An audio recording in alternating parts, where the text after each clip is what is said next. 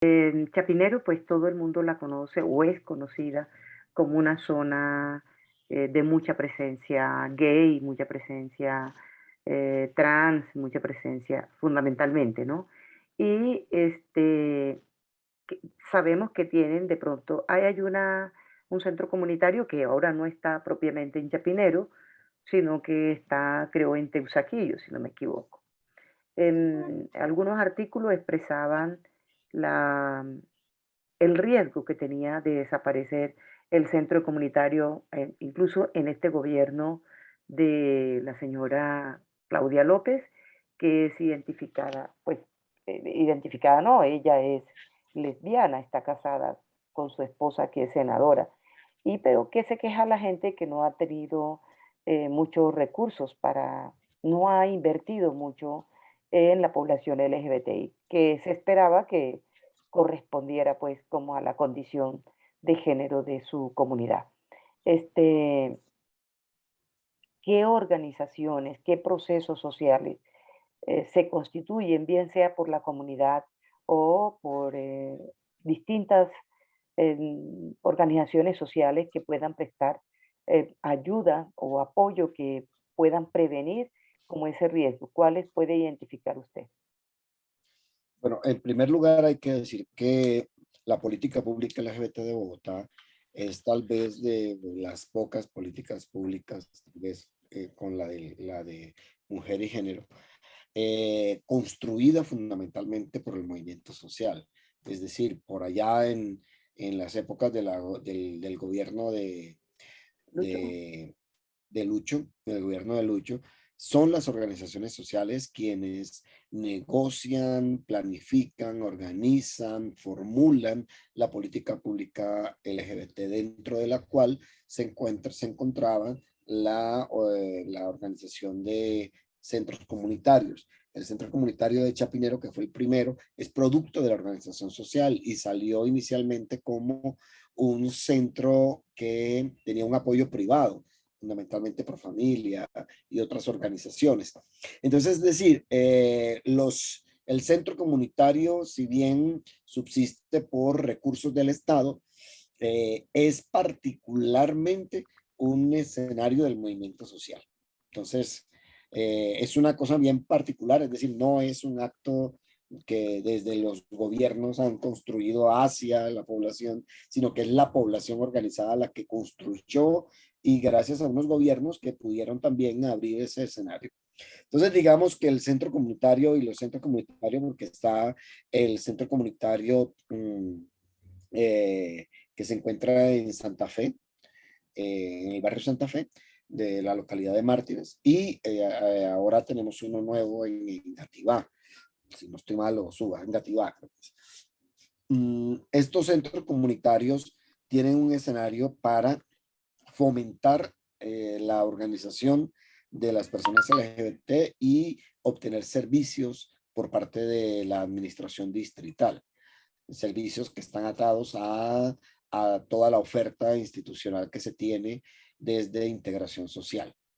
Entonces, digamos que integración social va a ser en el caso de las personas adultas mayores que viven en Chapinero, va a ser un soporte bastante importante para estas personas en lo que tiene que ver, por ejemplo, con priorización en términos de alimentación, priorización en lo que tiene que ver con temas de salud, priorización en lo que tiene que ver con temas de cuidado, etcétera. Sí, pero hay elementos que se salen de la posibilidad de la institucionalidad distrital, por ejemplo, pues, no que se salen, sino que digamos que no están abordados de una manera, eh, digamos, o no es prioritario. Por ejemplo, el tema de la seguridad, el tema de la seguridad. Es decir, en muchos casos, cuando hombres gays contratan servicios sexuales y terminan siendo violentados, tanto fiscalía, policía, como todas las entidades, terminan gestando una especie de culpa en la persona que hizo uso de estos servicios sexuales, y desechan los cargos y la investigación por violencia, por robo, por hurto o inclusive por asesinato. Entonces, digamos que hay una especie de inversión de valores en la cual, dependiendo de las condiciones de la víctima, si que es un hombre homosexual, adulto mayor, entonces pareciera ser que se le cobra el hecho de querer tener sexo, ¿sí? O de tener una sexualidad activa, y además que compre servicios sexuales. Entonces, y la moneda de cambio es su seguridad. Entonces, ni la policía ni la fiscalía toman en serio las denuncias que se hacen desde esa perspectiva. Allí se está trabajando, digamos, desde entidades como Colombia Diversa o Caribe Afirmativo, en hacer visible este tipo de casos que se hacen, ¿sí? Pero sobre todo exigir una política pública de seguridad, que no tengamos las personas LGBT que, digamos, dejar de, por ejemplo, llevar personas a nuestra casa porque entonces se convierte en un problema de peligro, por ejemplo. Es decir, hay un tema de moralidad muy alto alrededor de la razón por la cual esta persona estaba con otro hombre en su casa a solas, etcétera. Entonces, en razón a eso, de esa valoración, entonces se atiende el delito que se haya cometido, robo, hurto, lesiones personales Sí. o inclusive asesinatos. Ese tipo de cosas. Y lo otro es que sí es absolutamente necesario que las políticas de integración social tengan un enfoque de orientación sexual y de género. Es decir, no es lo mismo atender personas heterosexuales, adultas mayores, eh, que pueden tener una pensión o que han sido abandonadas, etcétera, que atender a personas, por ejemplo, mujeres trans en condición de desamparo o en situación de desamparo. ¿Sí? No es lo mismo. Es decir, cómo usted atiende a la persona que no solamente tiene una situación de desamparo, sino que adicionalmente usted tiene que garantizarle que pueda vivir su identidad de manera plena. Ujú. Y es ahí un poco como la exigibilidad que se le hace a las instituciones de que todas las políticas públicas de integración social una, deben tener un enfoque de género y un enfoque etario también. Muy bien. Bueno, muchísimas gracias. De eso se trataba. Queríamos definir esas dos. No sé si tienes alguna recomendación frente a qué mecanismo, o sea, qué hay que hacer, además de lo que acabas de expresar, de que las políticas públicas tengan enfoques diferenciales en temas de género y etarios. No sé si tienes alguna otra recomendación que pueda mitigar de alguna manera la situación que padecen las personas adultas mayores LGBT. Sí, yo creo que hay algo con lo que tal vez debimos comenzar, que es necesario puntualizar, y es que Chapinero es una localidad que tiene una población flotante muy importante, muy grande. Creo que casi la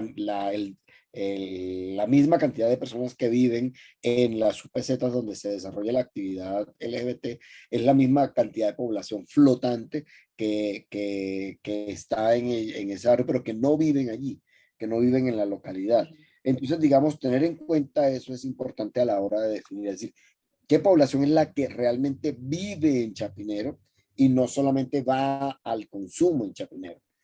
Entonces, las personas que viven en Chapinero tienen una condición distinta, una situación distinta, perdón, una situación distinta a las personas que acuden a la localidad para diversión, entretenimiento, etcétera, etcétera, etcétera.